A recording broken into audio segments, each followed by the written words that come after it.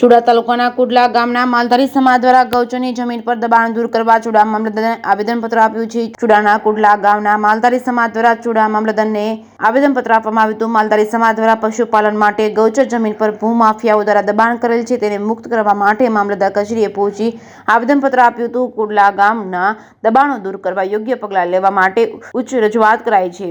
જો યોગ્ય પગલાં લેવામાં નહીં આવે તો માલધારી સમાજ દ્વારા ઉગ્ર આંદોલન કરશે તેવી ચીમકી ઉચ્ચારી છે। ગૌચર જમીન પર ભૂમાફિયાઓ દ્વારા દબાણ દૂર કરવાની માંગને લઈને માલધારીઓ દ્વારા ઉગ્ર વિરોધ સાથે આક્રોશ ભભૂકી ઉઠ્યો છે।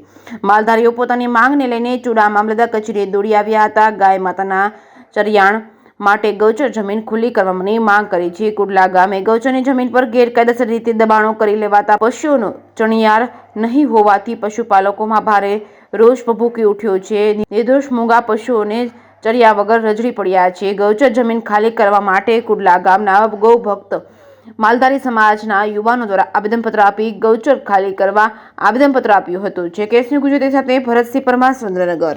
કુડલા, મારું નામ હરિભાઈ ગગજીભાઈ શિયાળિયા। કુડલા ગામની અંદર ગૌચરની જમીન બધાએ દબાણ કરેલી છે। એ બાબતે અમે મામલતદાર કચેરીએ અરજી દેવા આવેલા છીએ।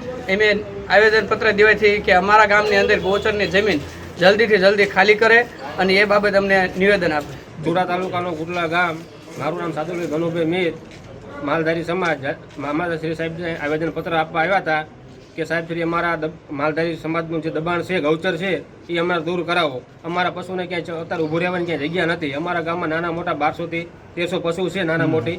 એના માટે સાહેબ શ્રીને અમે આવેદનપત્ર આપવા આવ્યા હતા। બધો માલધારી સમાજ ભેગો થઈને અમે આવેલા છીએ કુડલાથી।